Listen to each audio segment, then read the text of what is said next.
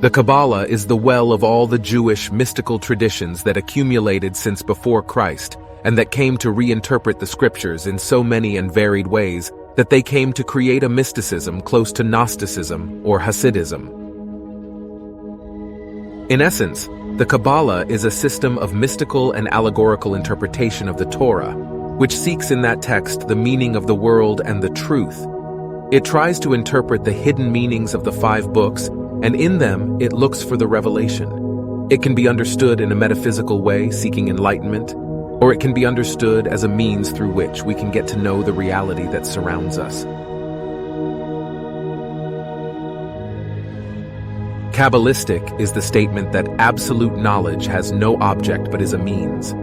For the Kabbalists, language is creative, and the Torah contains all the texts, all the combinations that can occur to create other worlds and other realities. Kabbalists understand that the name of God is made up of all the letters that make up the alphabet, and that it therefore has multiple forms. God used the letters to create the universe through its emanations, or sephirot. The Kabbalah. It is the hidden wisdom of the Jewish rabbis of the Middle Ages, sacred science that is lost in the night of the centuries, and that in ancient Egypt required many years of discipline and vows of silence before beginning with the ABC of science. It has Hebrew and Chaldean roots, the science that teaches the philosophy of the path.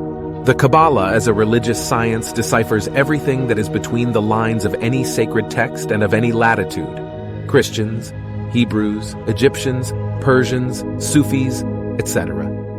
There is the Kabbalah of numbers, the phonetic Kabbalah that explains the reason for biblical, Talmudic, Sanskrit names, etc., and the symbolic Kabbalah that is used to interpret the mystery of the sacred symbols.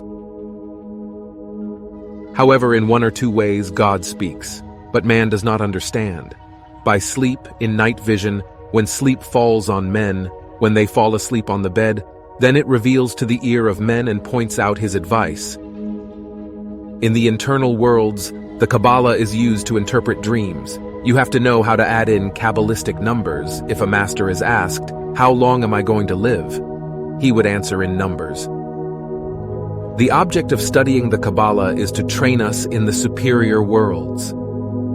For example, an initiate once asked for clairvoyance. Internally, they answered him, "It will be done in 8 days." Those who do not know return to the physical body and believe that within 8 days, if today is Wednesday, for example, the other Wednesday will be a clairvoyant. Actually, the number 8 is Job's number, and they told him to be patient. The one who does not know remains confused in the internal worlds. The Kabbalah is basic to understand the language of those worlds. It is obvious that the Kabbalistic studies must be accompanied by the work on yourself. You have to become aware of these studies, because if they remain in the intellect, when you die they are lost, and if you become aware of them, they manifest from childhood. In the Kabbalah, there are 22 major arcana, and each of them has its meaning. When the number is greater than 22, its digits are added until one between 1 and 22 is obtained. For example, if you dream of the number 45, add the numbers 4 plus 5 until you get 9, and look for the meaning of the number 9. If the dream number is 170, add 1 plus 7 plus 0 are equal to 8, and the meaning of the number 8 is sought. Finally, let's try a longer number. If the number is 728,454, add 7 plus 2 plus 8 plus 4 plus 5 plus 4, which is equal to 30. Since 30 is greater than 22, the digits are added again, 3 plus 0 equal to 3, and the meaning of the number 3 is sought. All the Kabbalists are based on the tarot.